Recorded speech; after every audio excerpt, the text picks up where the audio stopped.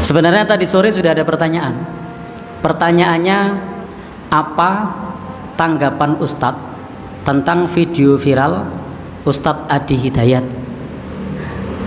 Tapi tidak saya jawab. Kenapa tidak saya jawab? Karena ini bagi saya buah si malakama. Ya, ketika saya menjawab ini agak berat di satu sisi, ada plus minus. Dan saya memilih memberikan jawaban offline. Dan saat ini pertanyaannya dengan diksi yang berbeda. Bagaimana jika Ustadz di posisi seperti Ustadz Adi Hidayat? Apa yang akan Ustadz lakukan? Baik, ini kapasitasnya berarti saya bukan nanggapi Ustadz Adi Hidayat ya. Ini kapasitasnya bukan nanggapi. Untuk pertanyaan, apa tanggapan Ustadz tentang video Ustadz Adi Hidayat yang tadi sore, saya tidak menjawab. Dan ini pertanyaannya beda.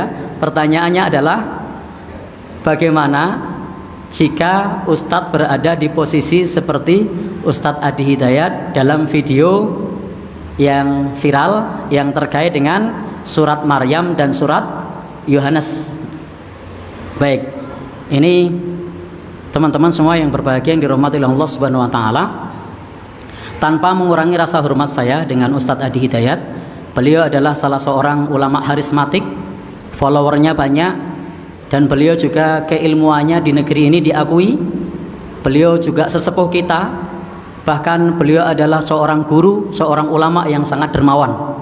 Kita sudah masyhur itu, beliau banyak mengumrohkan para jamaahnya, beliau banyak membantu orang-orang yang kekurangan, sangat sedikit sekali yang mampu seperti beliau.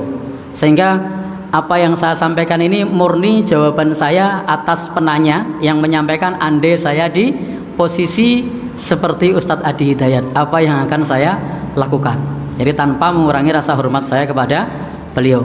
Dan beliau adalah seorang ustadz yang keilmuannya diakui. Beliau hafal Al-Quran, beliau hafal hadis-hadis Nabi.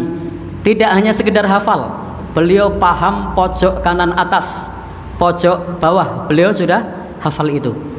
Sementara saya hanya sebagai seorang dai mubalek tarkam. Tarkam itu antar kampung, sehingga bukan kapasitasnya menanggapi video beliau, tapi ini pertanyaan, jika saya berada di posisi seperti beliau, apa yang akan saya lakukan. Baik, jika berada di posisi beliau, maka saya ketika memanggil mahasiswi atau mahasiswa non-muslim, yang akan saya tanyakan adalah, bagaimana kesan Anda kuliah di kampus Muhammadiyah. Jadi akan mempromosikan kampus Muhammadiyahnya, sehingga kesan pesannya itu akan kita sampaikan, akan kita share kepada jamaah. Ketika mahasiswa mengatakan, saya sangat senang di sini, alhamdulillah kita sebagai seorang muslim bisa membuat saudara-saudara kita nyaman untuk belajar bersama dengan kita, sehingga bisa kerasan untuk bisa belajar bersama kita. Saya tidak akan memberikan kesempatan kepada mahasiswi tersebut untuk mensyiarkan ayat-ayatnya. Saya tidak akan berikan kesempatan, karena ketika kita minta untuk membaca Al-Quran, itu sama saja saya memberikan kesempatan kepada mahasiswi tersebut mensyiarkan agama dia. Dan jika ternyata tidak terduga, ternyata mahasiswi tersebut membaca ayat-ayat, maka saat itu kita harus bisa punya posisi yang jelas, karena tidak boleh kita ridho dengan sesuatu yang itu berbeda konsep dengan agama kita. Misalnya ternyata mengutip surat Yohanes pasal berapa? 3 ayat 16 yang menyebutkan anak Allah. Maka kalau kemudian saya hafal surat Maryam, maka saya akan menerjemahkan bahwasanya saya adalah hamba Allah. Nah, saudara-saudara muslim, disinilah letak perbedaan kita.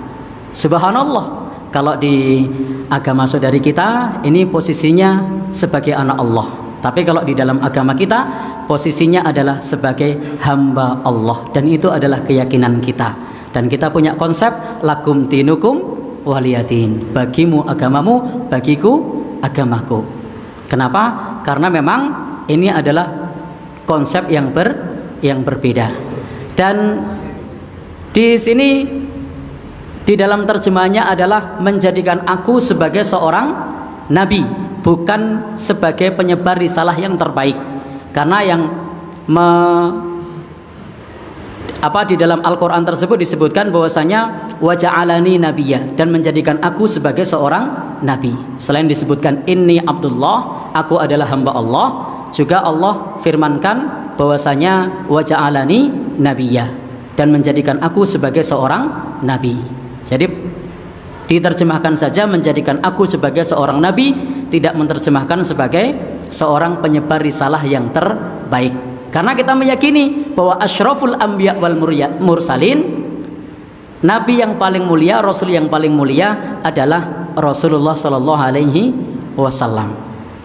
Baik, andai ini sesuai penanya, andai saya menjadi beliau, maka di situasi seperti itu adalah situasi yang sangat sulit bagi saya,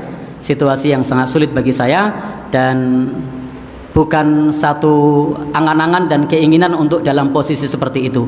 Maka jika saya dalam situasi dan posisi seperti itu, belum tentu saya mampu untuk melakukan hal-hal seperti yang saya sampaikan tadi. Maka kita harus memahami bagaimana situasi dan posisi Ustadz Adi Hidayat saat itu, dan ada plus minusnya. Tetapi di sini konteksnya tadi penanya menyatakan bagaimana sikap saya jika berada di posisi seperti itu. Kenapa?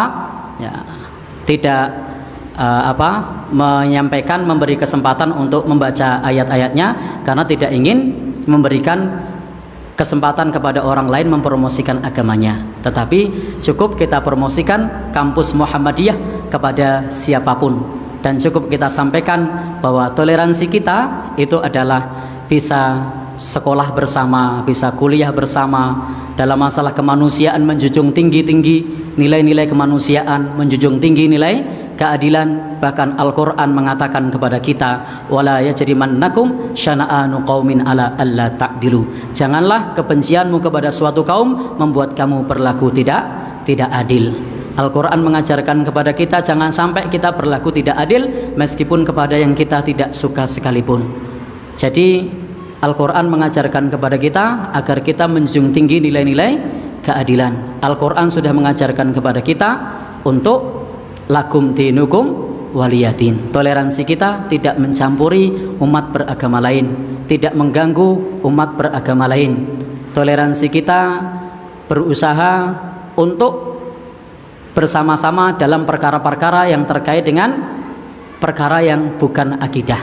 Bisa saling membantu dalam hal pembangunan jalan, bisa pula ketika mereka sakit kita menengok, mengobatinya, bahkan boleh mendoakan dalam urusan-urusan duniawi agar sakitnya sembuh, bahkan boleh juga mengajarkan ilmu-ilmu dunia, itu tidak masalah.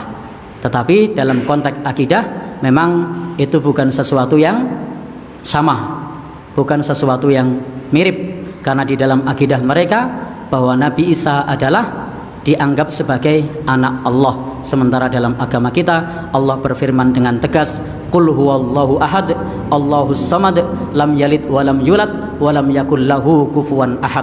Allah Subhanahu wa taala itu maha tunggal, bahwa semuanya bergantung bertawakal kepada Allah, dan Allah itu tidak melahirkan dan tidak dilahirkan, dan tidak ada seorang pun yang setara dengan beliau. Dan harapan saya dengan apa yang saya sampaikan ini tidak membuat kita kemudian berpecah belah, tetapi hendaknya kita bersikap objektif, bahwa seseorang di dalam bersikap bisa saja punya sudut pandang yang berbeda. Wallahu a'lam bishawab.